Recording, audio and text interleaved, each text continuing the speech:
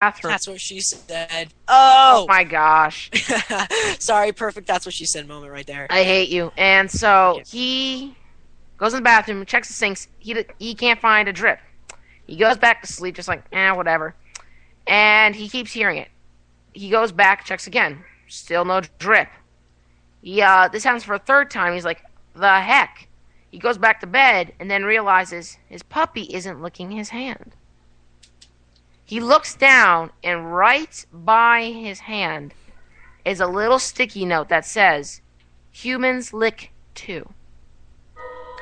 Ugh, it just gives me the And chills. no, this gets better. It gets better. He ran away screaming, and then later he told his parents, and his parents, under further investigation, found his puppy dead in the closets. Ugh. His head off. Ugh. It's the dripping. Oh, that is so scary. Ugh. That got me Really? thinking. You're just faking. No. That really has me thinking. I mean, that's a crazy story though. That explains my title. Oh, today Halloween special. I am Vick Miller. And that was actually genuinely creepy. Yeah. Well, I'm behind me now. today's a good Halloween special. I'm Vick Miller. Here, Josh is with us, and Adom and Noah, of course. This is crazy. I like music like this, because in the movies they'd be like, "Who are you? Let me go. What do you want?" I don't know. I don't know who I am. That's why I need you to. And then they'd be like, "I'm your inner conscience. Stay where you are." It can't be. It can't be. I killed my inner conscience. And I just want to bring something up. Can I?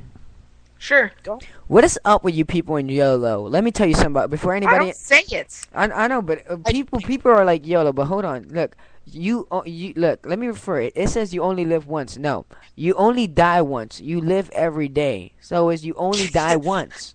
All right, people. Wait, are we live? Are we live? Durr. Oh wow, I feel like an idiot. I'm bringing up a creepypasta for you guys. A what? Creepypasta. It's a site. It's like the best website ever. All right. It has ton of creepy stories. I read them every single day. See that? No, when I was told the stories, I was sitting around a campfire with huge woods with a bunch of dudes, and we're sitting there. This is like 1 a.m. And I am genuinely creeped out. And then one of them walked off to get some firewood, and he jumped up from behind me, like scared the living. Of course he did. This is like a 20-year-old guy who just for some reason doesn't like me that much. And Wait, can I read this? It's just funny because it happened to you. thanks, guys. Go ahead. Hey, you too. Go ahead, read it. Okay. Oh, I can read it? Durr. Okay. Hang on a minute. He's looking. Oh my gosh. No, I'm typing in Minecraft. Okay, here we go. This is called The Banshee. This is not a fictional story. This is an account of what happened to me when I was young. It was a normal day in the country Kerry in Ireland. Well, what the rest of the world would consider to be normal.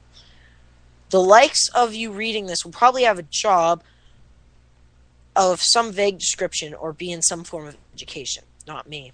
I'm a free spirit. I do not, or did not, when it happened, attend school. I left early because school just wasn't for me. Let's leave it at that. I was more of a hands-on kind of person. I'm not saying I'm stupid because I'm not. It's just I had a different sort of intelligence than that which was demanded by education system. Amen! Sorry, that's just me throwing. You know, if you think about it, this school system actually crushes human society. Why did he just say human society? It's human Dreams. society. Okay, let's continue with my story. Myself descending from an agricultural background, I'll tell you this. Strange things happen out in the country. Hang on, let's see. Strange things happen out in the country. Strange, eerie things. Growing up in Ireland, I, of course, heard my fair share of folk tales told to me by my dearest mother, God rest her soul. Tales warning me not to disobey my parents, or else the tall man will get me. Slender man, actually. Okay, will get me, but that's not what this is about. I grew up listening intensely to these folk tales because that's what they were to me back then. Tales and fables, just stories.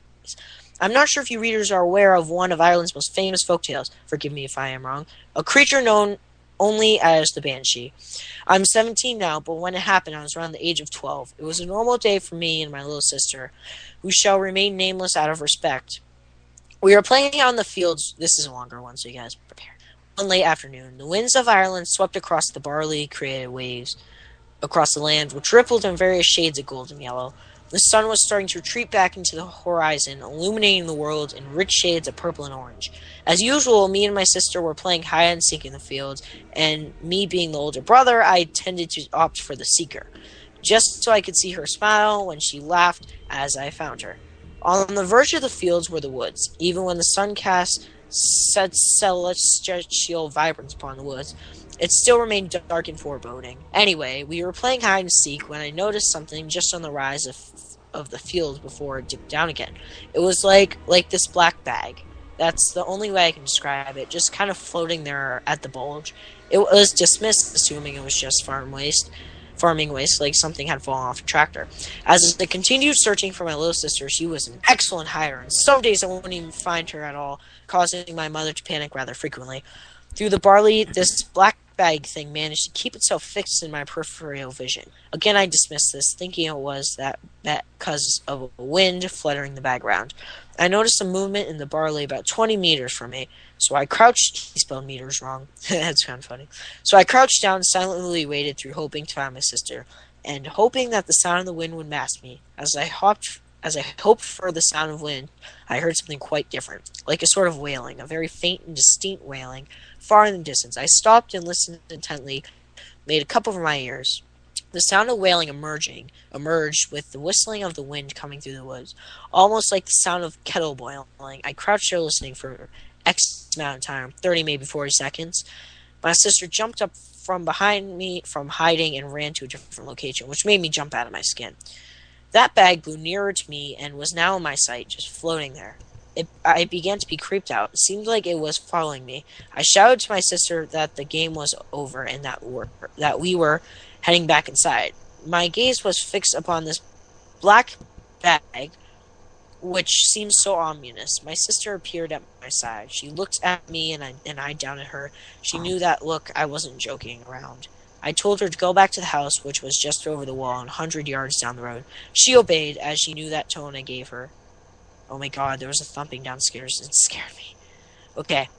Sure, she got over the wall safely, and then I turned to where the bags was, or at least where it used to be. It seemed to move across the field in a zigzag pattern towards me. I froze with shock as I didn't know what to do, and all I could do was watch this bag come closer and closer. The wailing became louder and louder, like the sound of shell shock. After what seemed like an eternity, the bag was in range of being able to distinguish... Guys, you want to know something amazing? Mm-hmm. We aren't even halfway done. In range of being able to distinguish what it was. It wasn't a bag. It was such sort of black robe, much like the witch from King Form of or whatever. Tattered and torn, the bottom of it stained. I stood there, mouth open in terror. I watched this thing come towards me. This bundle of rags floated across the field. The wailing became louder. My heart began to pound, trying to escape my chest. Sweat flooded off me. All I could do was watch this thing come closer and closer. The bundle of rags several meters in front of me, and the wailing stopped. All I could hear now was the heartbeat in my ears, like some ancient primal drums of war thumping away. The bundle of rags rose from the ground and emitted a blood-curdling shriek. A piercing scream, which deafened me briefly. I held my ears and felt the blood trickle out of them. A hooded entity filled the robes. It stood tall and thin, long white hair flowing out of the hood. It then turned to me and looked right into my soul. I felt this sharp pain in my chest. I clutched my chest in agony and writhed on the ground. I don't even know. It let out the same deafening scream, and I noticed through a deafening scream, and noticed through fighting back tears that it was a woman. Pale and hollow she looked. It pointed at me with her long skeletal fingers. That's pointed toward me with her long skeletal fingers. And I lay there in the earth, panting, sweating, looking at the bloodstains on my hands. I lay there in pain and fear. It was just then I realized what I had just seen, the omen on bad news and death. The banshee, it wasn't coming for me. It came as a warning. I had to get back up to the house. I stumbled up from the earth and eventually ended up in my house. I found my sister standing in the kitchen. It's almost gun dies. Found my sister standing in the kitchen, silent in shock. She didn't hear me crash through the door. I startled. her when I touched her on the shoulder. She looked at me in horror, tears streaking her face, speechless. She looked at me, then looked at the floor and said, looked at the floor where my mother lay, dead. Authorities report she died of a heart attack, but I knew what really happened. Awesome, right? Mm-hmm. Yep. I'm so sorry. This story was just scary. Did you just fart? So sorry. So sorry. Okay, just stop. Oh. Vic. Alright. Yeah, that was an amazing Vic? story. Yeah, it was an amazing story. I'm sorry. It was an amazing story. I loved it. Yeah, it's one of my favorites on. Alright, we do have to go into a breakdown, alright? Yeah, we gotta play some music. We've been talking for a while. Hear my heart burst again, for this is the end. I've drowned in dream this moment, so overdue I owe them. Swept away, I'm stolen. Let the sky fall. When it crumbles, we will stand tall. Face it all together. Let the sky fall. When it crumbles, we will stand tall. Face it all.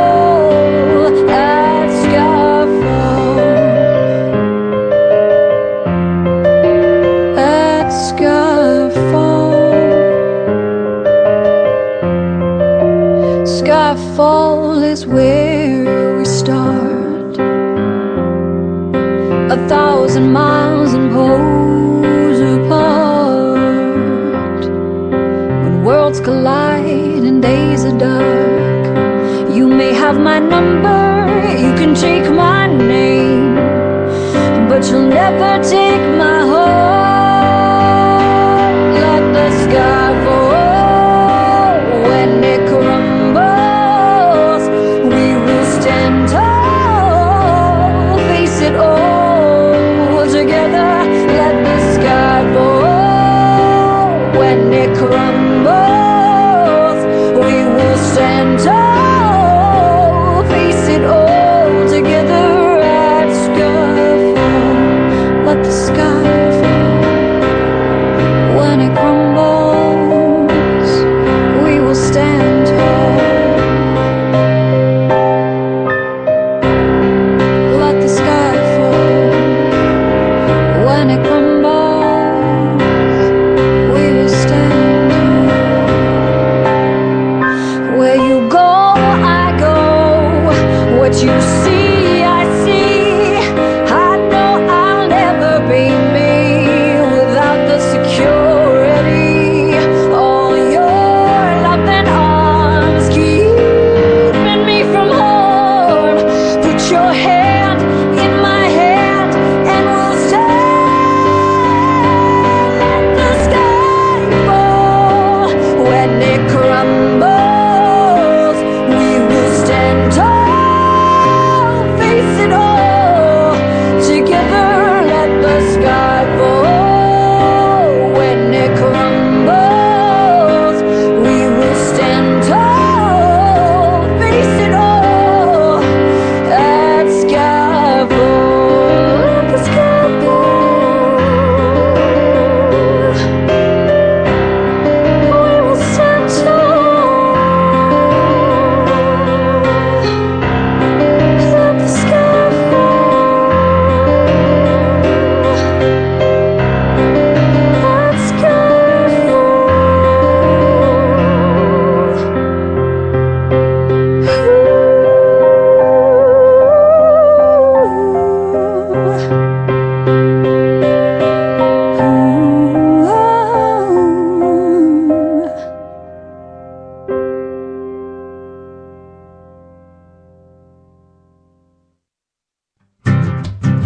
Spotify is about sharing, Now, we're sharing with some of the coolest brands in the world. Say hello to Spotify apps. Anyone